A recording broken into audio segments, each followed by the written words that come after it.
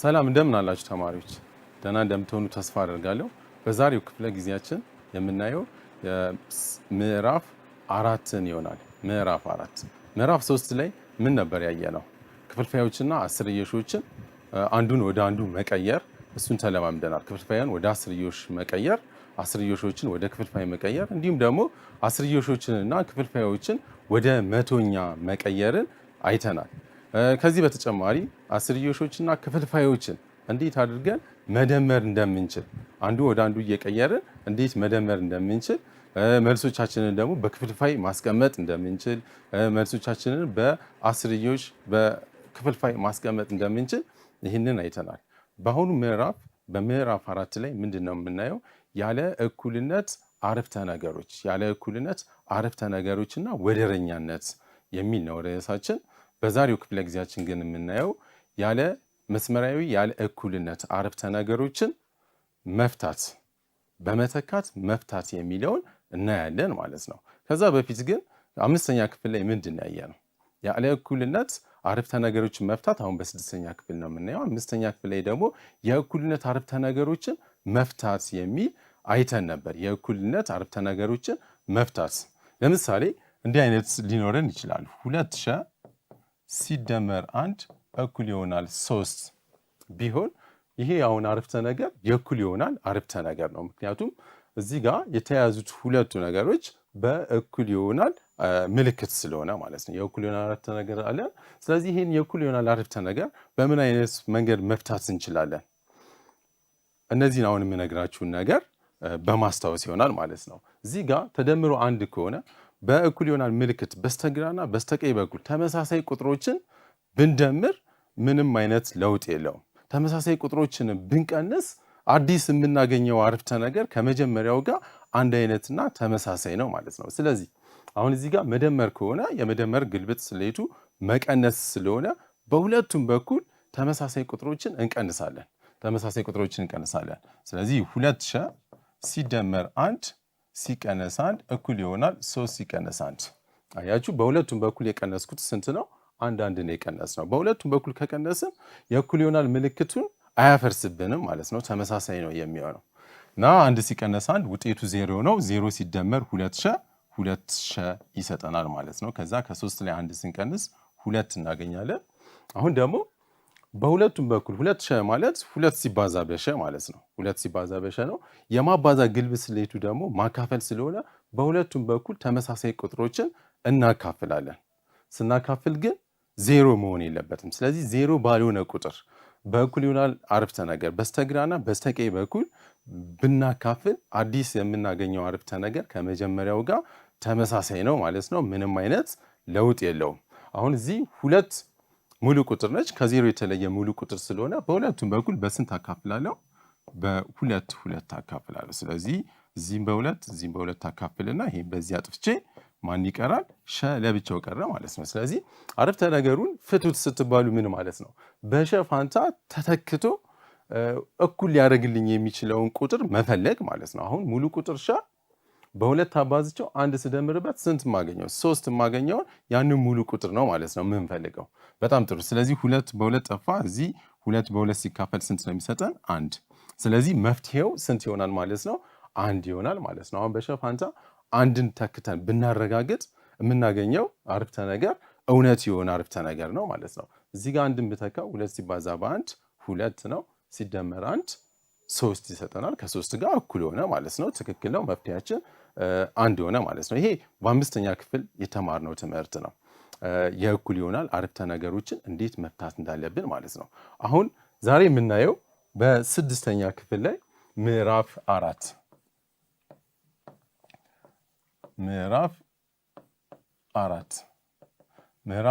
ላይ ያለ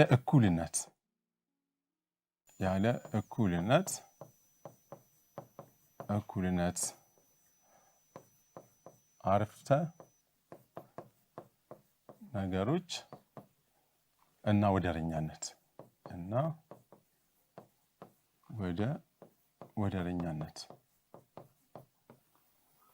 ርዕሳችን ይሄ ነው። የምዕራፍ 4 ርዕሳችን ያለ እኩልነት አረፍተ ነገሮችና ወደረኛነት የሚል ነው። ለዛሬው የምናየው ግን ያለ እኩልነት አረፍተ ነገሮችን በመተካት መፍታት የምትል ርዕስ እንይዛለን ማለት ነው። ስለዚህ የመረጥኩት ርዕስ ምንድነው? ያለ መስመራዊ ያለ እኩልነት መስመራዊ ያለ እኩልነት አረፍተ ነገሮችን በመተካት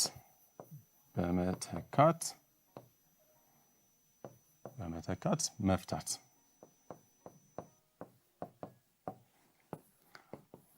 ስለዚህ መስመራዊ ያለ እኩልነት አረፍተ ነገሮችን በመተካት መፍታት ነው ርዕሳችን። ከዛ በፊት ምን ማለት ነው መስመራዊ ያለ እኩልነት አረፍተ ነገር የምንለው? ያለ እኩልነት አረፍተ ነገር መስመራዊ ያለ እኩልነት አረፍተ ነገር የምንለው መስመራዊ ያለ እኩልነት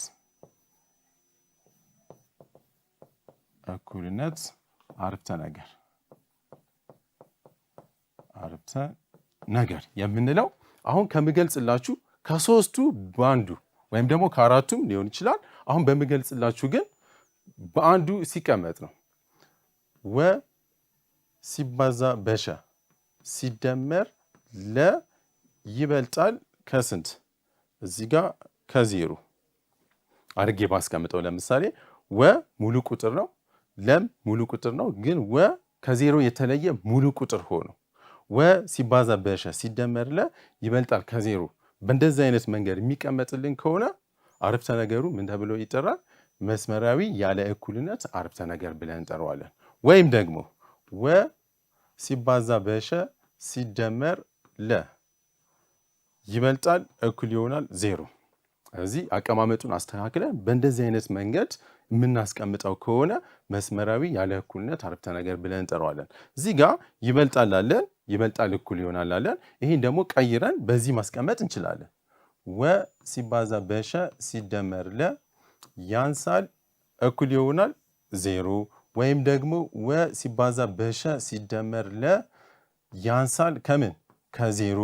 በእነዚህ በአራቱ የሚቀመጥ ከሆነ አሊያም ደግሞ እንደዚህም ሊሆን ይችላል። ወ ሲባዛ በሸ ሲደመር ለ እኩል አይሆንም ከዜሮም ቢቀመጥ በእነዚህ በአምስቱ ከተቀመጠ አንድ መስመራዊ ያለ እኩልነት አረፍተ ነገር ብለን እንጠራዋለን ማለት ነው።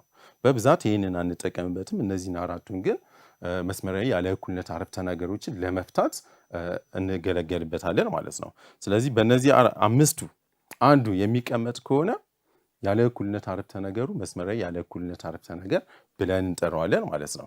እስቲ ለዚህ አንዳንድ ምሳሌዎችን እንውሰድ። ለምሳሌ 2ሸ ሲደመር 4 ያንሳል ከ3 ብዬ ባስቀምጥ ይህንን በእንደዚህ አይነት መንገድ ማስቀመጥ እንችላለን። ምን በማድረግ ይችን 3 ወደዚህ ባመጣት መቀነስ ይሆናል። ስለዚህ 2ሸ ሲደመር 4 ወይም ደግሞ በሁለቱም በኩል ቅድም እንደነገርኳችሁ በሁለቱም በኩል ተመሳሳይ ቁጥሮችን ብንቀንስ ለውጥ ስለሌለው 3 ቀንሳለሁ። እዚህም 3 ቀንሳለሁ፣ በዚህኛው በኩል 3 ቀንሳለሁ። ስለዚህ ምን ይሆናል? 2ሸ ሲደመር 1 ያንሳል 0 ሆነ ማለት ነው። ስለዚህ ይሄ መስመራዊ ያለ እኩልነት አረፍተ ነገር አንድ ምሳሌ ነው ማለት ነው። 2 ሙሉ ቁጥር ነች፣ 4 ሙሉ ቁጥር ነች። እዚህ ጋር ግን ማስተዋል ያለባችሁ ተለዋዋጩ ሸ ስለሆነ ወ ከዜሮ ውጪ የሆነ ቁጥር ነው። ወ እኩል አይሆንም ከስንት? ከዜሮ። ዜሮ መሆን አይችልም። ሙሉ ቁጥር ሆኖ ግን ዜሮ የማይሆን ሙሉ ቁጥር ነው ማለት ነው። ሌሎቹ ግን ማንኛውም ሙሉ ቁጥሮች ይሆናሉ ማለት ነው። በጣም ጥሩ። ሌላስ እንደዚህ ቢቀመጥ ሸ ሲደመር 5 ይበልጣል ከ4 ብዬ ባስቀምጠውን መስመራዊ ያለ እኩልነት አረፍተ ነገር ነው። ስለዚህ እናንተ ምንድነው የምታረጋግጡት? ከሸ አጠገብ የተቀመጠችው ቁጥር ከዜሮ የተለየች ሙሉ ቁጥር ከሆነ፣ እዚህ ተደምሮ ያለው ቁጥር ሙሉ ቁጥር ከሆነ፣ እዚህ ጋርም ያለውን ወደዚህ ማንጣት ስለምንችል ሙሉ ቁጥር ከሆነ እና በእነዚህ አገላለጾች ከተጻፈ መስመራዊ ያለ እኩልነት አረፍተ ነገር ብለን እንጠራዋለን ማለት ነው። አሁን ይህንን መስመራዊ ያለ እኩልነት አረፍተ ነገሮች በምን አይነት ነገር ነው መፍታት የምንችለው? በመተካት ነው ዛሬ የማሳያችሁ። በቀጣይ ክፍለ ጊዜያቶች ደግሞ ያለ መተካት እንዴት መፍታት እንደምንችል እናያለን ማለት ነው። ስለዚህ በመተካት ምሳሌዎችን አሁን እሰራላችኋለሁ ማለት ነው። ምሳሌ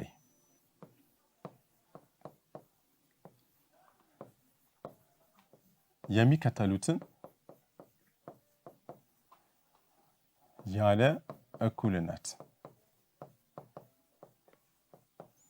እኩልነት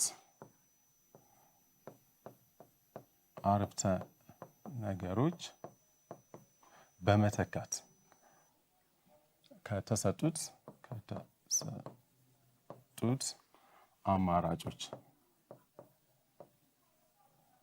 አማራጮች በመተካት መፍትሄ ፈልጉ።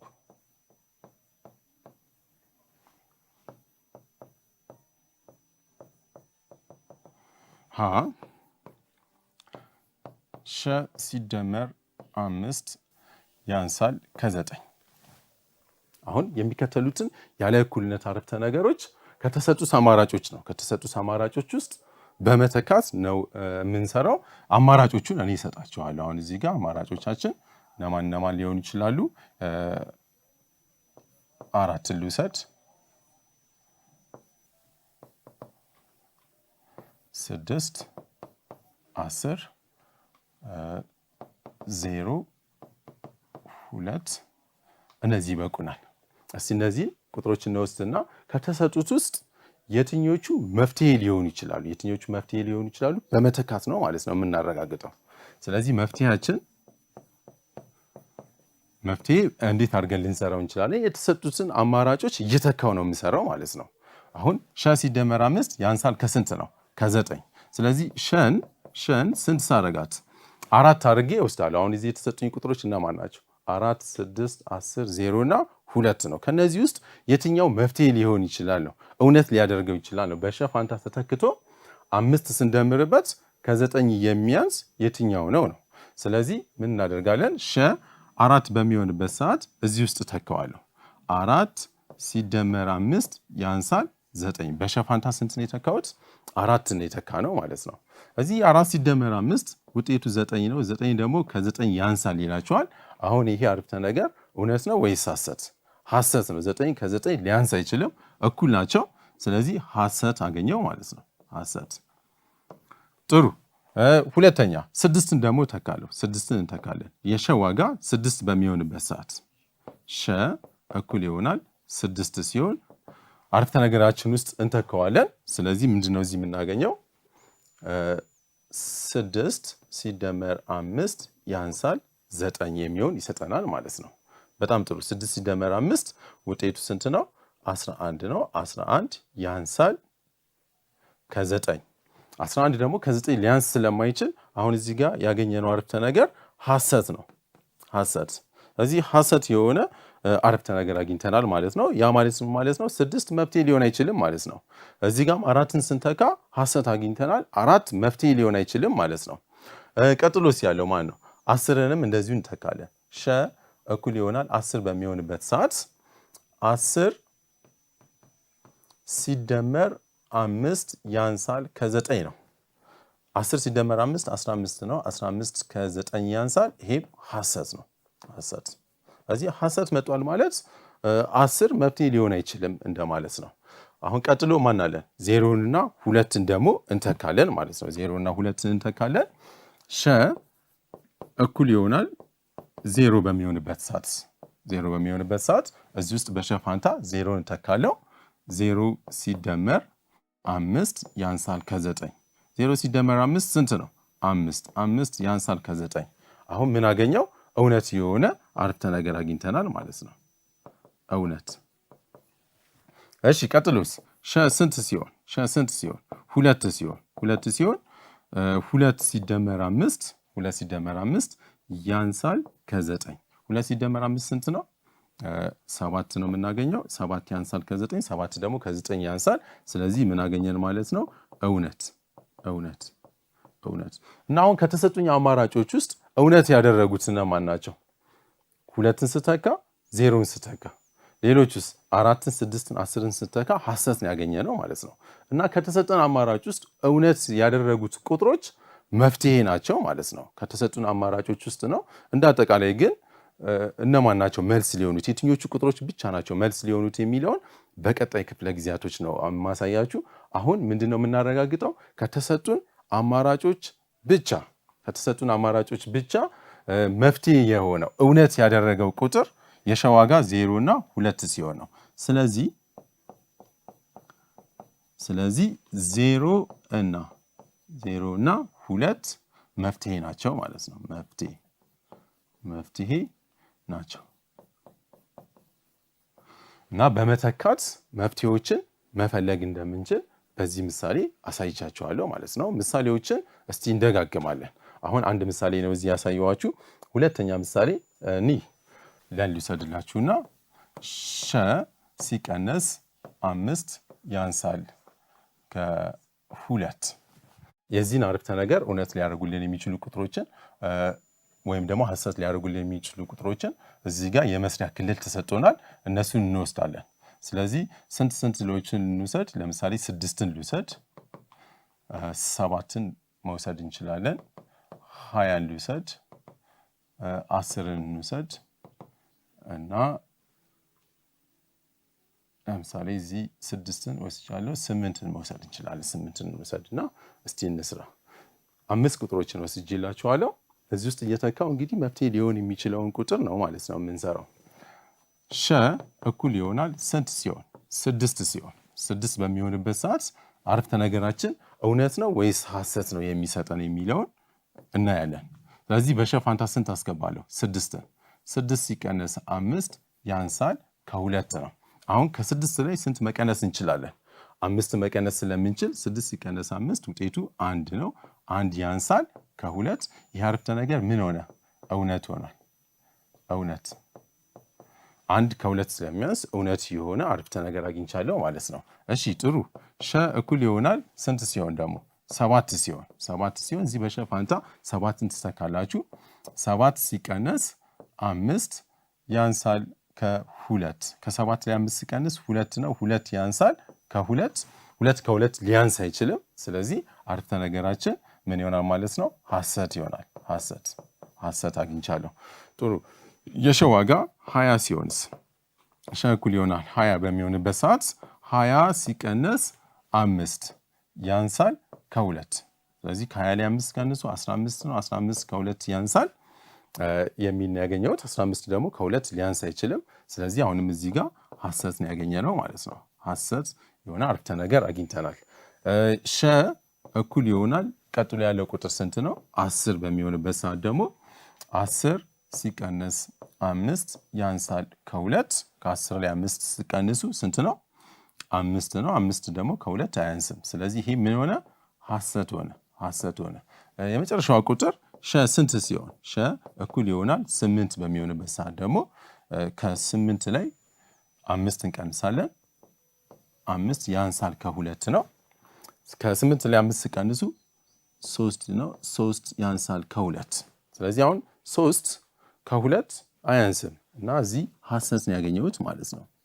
አሁን ከተሰጠን አማራጮች ውስጥ እኔ ከሰጠኋቸው አማራጮች ውስጥ እውነት ያደረገው አረፍተ ነገር የትኛው ነው? ሸ ስንት ሲሆን? 6 ሲሆን። ሸ 6 ሲሆን 1 ያንሳል ከ2 እውነት አግኝቻለሁ። ስለዚህ ከነዚህ አማራጮች ውስጥ መፍትሄውን እውነት ያደረገልኝ ቁጥር 6 ብቻ ስለሆነች መፍትሄያችን 6 ይሆናል ማለት ነው። ስለዚህ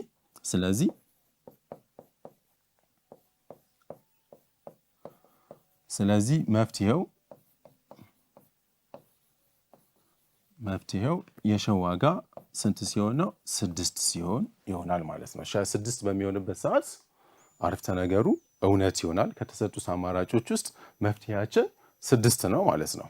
ግን ሌላም ሊኖረው ይችላል። እኔ አሁን የሰራሁላችሁ ከተሰጠን አማራጮች ውስጥ ብቻ ነው ማለት ነው። አሁን በመቀነስ ሰርቼላችኋለሁ።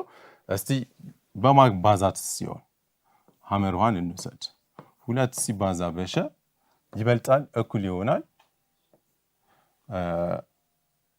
ከ4 ወይም ከ12 በሉት። ከ12 2 ሲባዛ በሸ ይበልጣል እኩል ይሆናል ከ12 የሚል ያለ እኩልነት አረፍተ ነገር አለን። አሁን ከምሰጣቸው አማራጮች ውስጥ የትኛው ነው መፍትሄ ሊሆን የሚችለው? የትኛው መፍትሄ ሊሆን ይችላል? እስቲ አማራጮቹን ልንገራችሁ። 5ን ልውሰድ፣ ሶስትንም እንወስዳለን 4 8 እና 9ን ልውሰድ። እነዚህን ቁጥሮች ተጠቅመን ከነዚህ ውስጥ የትኛው መፍትሄ ሊሆን ይችላል? እስቲ አሁን የሸ ዋጋ ስንት ሲሆን ሸ እኩል ይሆናል 3 በሚሆንበት ሰዓት እዚህ ጋር በሸ ፋንታ 3ን አስገባለሁ ማለት ነው። ስለዚህ 2 ሲባዛ በ3 ይበልጣል እኩል ይሆናል 12። 2 ሲባዛ በ3 6 ነው። 6 ይበልጣል እኩል ይሆናል 12። ይሄ ምንድነው? ሐሰት ነው። ስለዚህ ሸ እኩል ይሆናል 3 መፍትሄ ሊሆን አይችልም ማለት ነው። መፍትሄ አይደለም። የሸ ዋጋ 5 በሚሆንበት ሰዓት ሸ እኩል ይሆናል 5 ሲሆን 2 ሲባዛ በ5 ይበልጣል እኩል ይሆናል 12 ነው። ስለዚህ 2ን በ5 አባዙት 10 ነው የምናገኘው። 10 ይበልጣል እኩል ይሆናል ከ12 12 ከ10 ስለማያንስ ይሄ አረፍተ ነገር ሐሰት ነው ማለት ነው። ሐሰት ነው። ያ ማለት ሸ እኩል ይሆናል 5 የሸ ዋጋ 5 በሚሆንበት ሰዓት መፍትሄ ሊሆን አይችልም ማለት ነው። ቀጥሎ ያለው ቁጥራችን ስንት ነው? 4 ሸ እኩል ይሆናል 4 ሲሆን አረፍተ ነገር ውስጥ ስከተው ምንድን ነው የምናገኘው? 2 ሲባዛ በ4 ይበልጣል እኩል ይሆናል 12። እዛ 2ን በ4 ስታባዙት 8 ነው። 8 ይበልጣል እኩል ይሆናል 12 ነው እዚህ የምናገኘው። ስለዚህ 8 ደግሞ ከ12 ሊበልጥ ስለማይችል ይህም ሐሰት ነው ማለት ነው። ሐሰት ነው የሰጠን። ጥሩ። ሸ እኩል ይሆናል ስንት ሲሆን? 8 ሲሆን ስለዚህ 2 ሲባዛ በ8 ይበልጣል እኩል ይሆናል 12 ይሆናል። አሁን 2ን በ8 ስታባዙት 16 ነው የምታገኙት። ስለዚህ 16 ደግሞ ከስንት ይበልጣል? ከ12 ይበልጣል። አሁን እዚህ ጋር የምናገኘው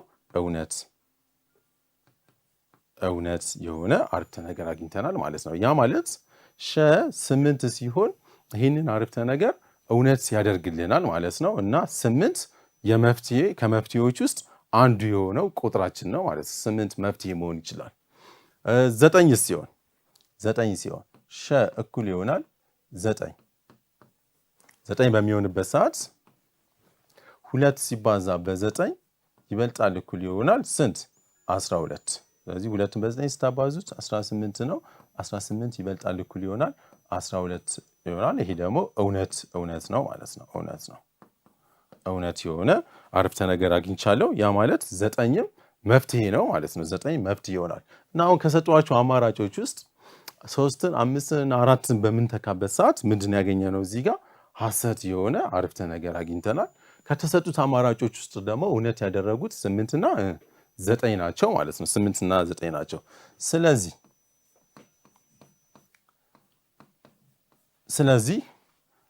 8 እና 9 መፍትሄ ናቸው። አሁን ካሉት አማራጮች ውስጥ 8 እና 9 አረፍተ ነገሩን እውነት ስለሚያደርጉት መፍትሄ ይሆናሉ ማለት ነው። እና አሁን ዛሬ እያሳየኋችሁ ያለሁት ምንድነው? ከተሰጡን አማራጮች ውስጥ በመተካት እውነት ከሆነ መፍትሄ ይሆናል። ሐሰት የሚሆን ከሆነ ደግሞ መፍትሄ አይሆንም ማለት ነው። መፍትሄ አይሆንም። በጣም ጥሩ። እስቲ አሁን ቅድም በመደመር አሳይቻችኋለሁ፣ በመቀነስ አይተናል። በማባዛትም ሲሰጠን እንዲሁ መስራት እንችላለን። በማካፈል ደግሞ አንድ ምሳሌ ጨምርላችኋለሁ። ጥሩ። ሸ ሲካፈል ለ3 ይበልጣል ከ20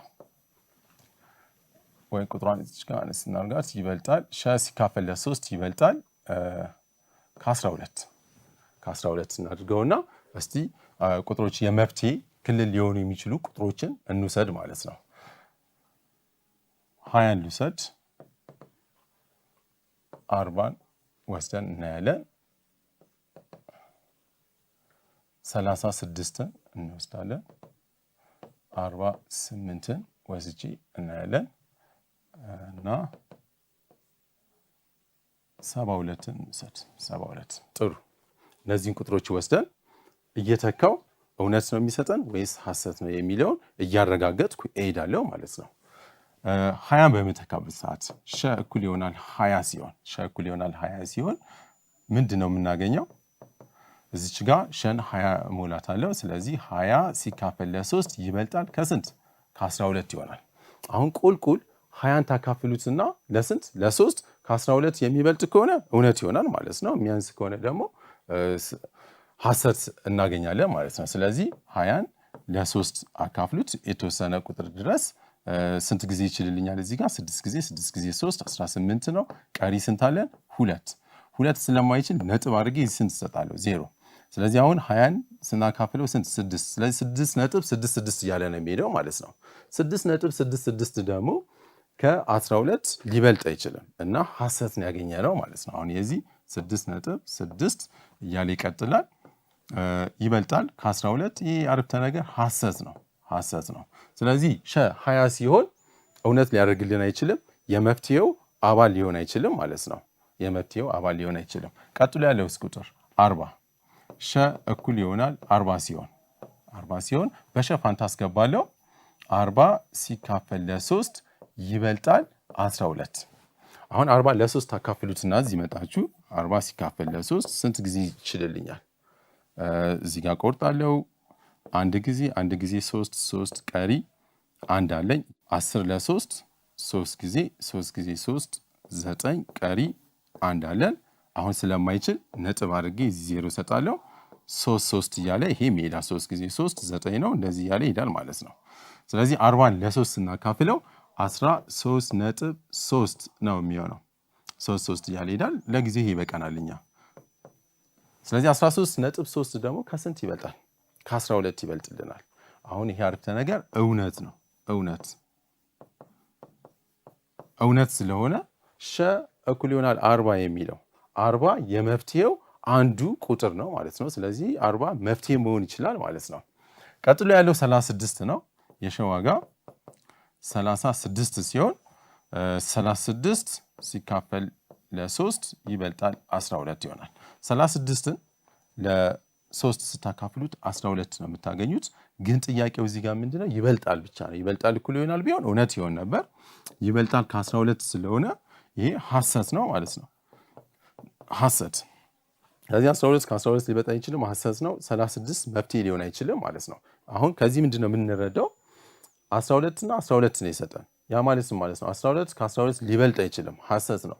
ስለዚህ መፍትሄያችን ያለው ከ36 የሚበልጥ ቁጥር ሲሆን ነው ማለት ነው። ከ36 የሚበልጥ ቁጥር ከሆነ አረፍተ ነገሩን እውነት ያደርግልናል። አሁን አያችሁ እዚህ ጋር 40ን ስተካ እውነት የሆነ አግኝቻለሁ፣ እውነት የሆነ አረፍተ ነገር አግኝቻለሁ።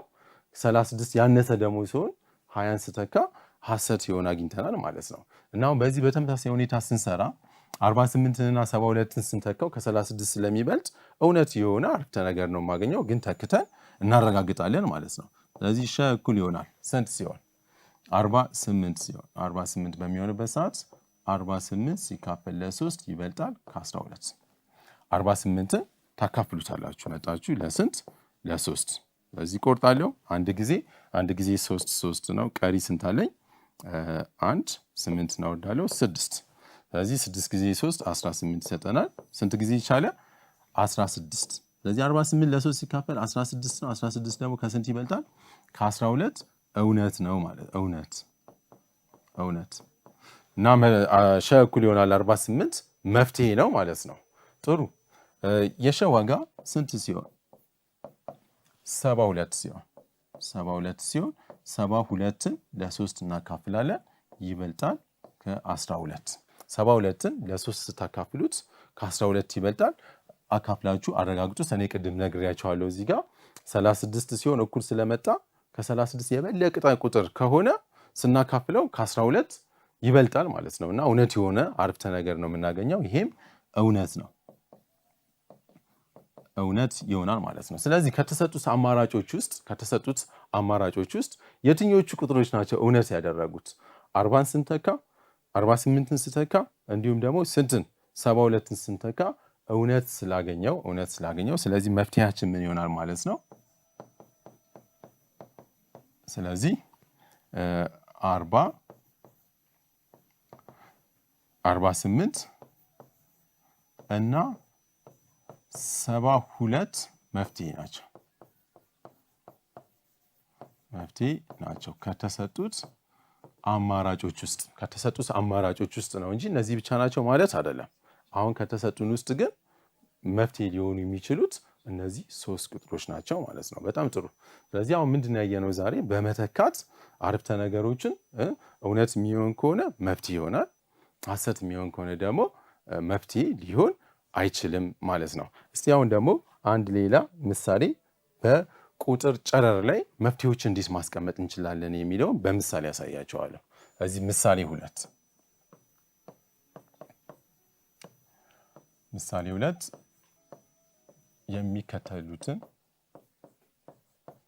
የሚከተሉትን ያለ እኩልነት አረፍተ ነገር መፍትሄውን በቁጥር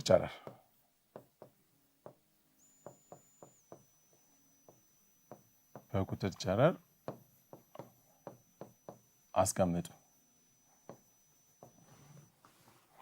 ሀ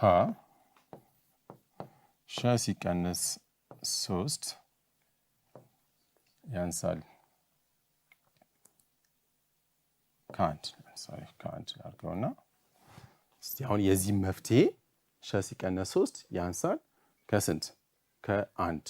በሸ ፋንታ ማንን ሳስገባ ነው ስቀንስ መፍትሄያችን ከአንድ የሚያንሰው የሚለውን መልሳችንን በቁጥር ጨረር ላይ እንድናስቀምጥ ነው የተፈለገው።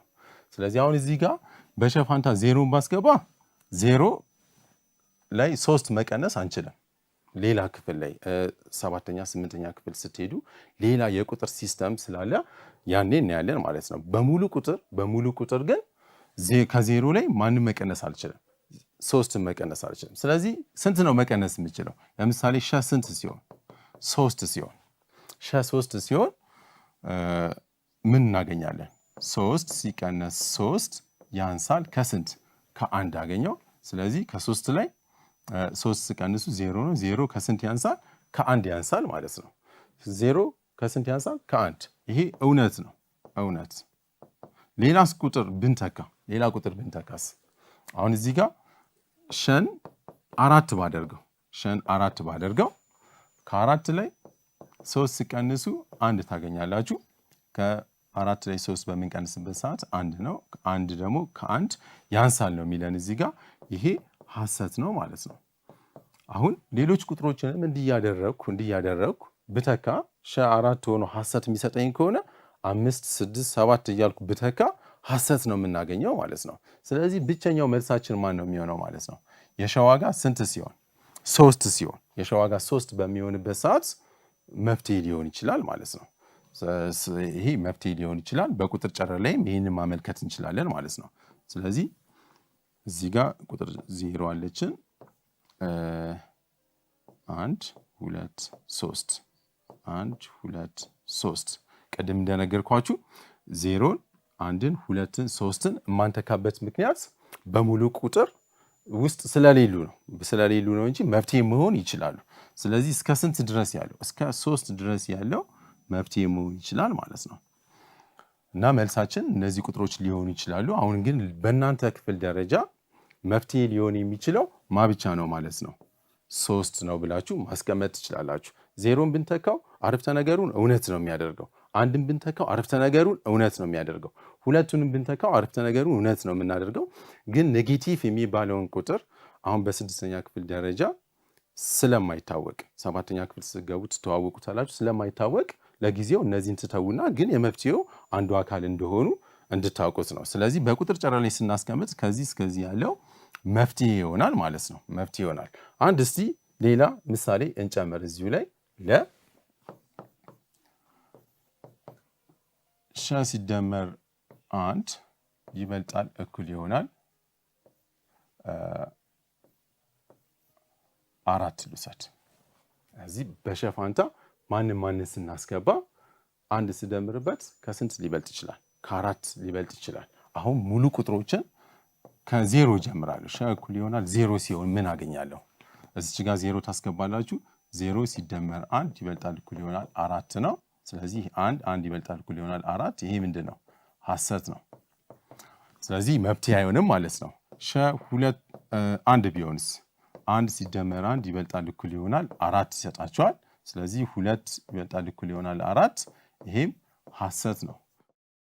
ሁለትን እንተካ። ሸ እኩል ይሆናል ሁለት ሲሆን ሁለት ሲደመር አንድ ይበልጣል እኩል ይሆናል አራት ነው የሚሰጠን። ሁለትና አንድ ሲደምር ሶስት ነው። ሶስት ይበልጣል እኩል ይሆናል አራት። ይሄም ሐሰት አግኝቻለሁ። እስቲ ቀጣዩ ሸ እኩል ይሆናል ሶስት በሚሆንበትስ? ሶስት ሲደመር አንድ ይበልጣል እኩል ይሆናል አራት እናገኛለን። ስለዚህ ሶስት እና አንድን ስንደምር አራት ነው። አራት ይበልጣል እኩል ይሆናል አራት። ይሄ እውነት ነው ወይም ስላለው ስለዚህ አራት ይበልጣል ወይም እኩል ይሆናል ነው። ወይም እኩል ይሆናል ከአራት። ስለዚህ እውነት አግኝቻለሁ። ሶስት መፍትሄ ትሆናለች ማለት ነው። ሸ አራት በሚሆንበት ሰዓት አራት ሲደመር አንድ ይበልጣል እኩል ይሆናል አራት።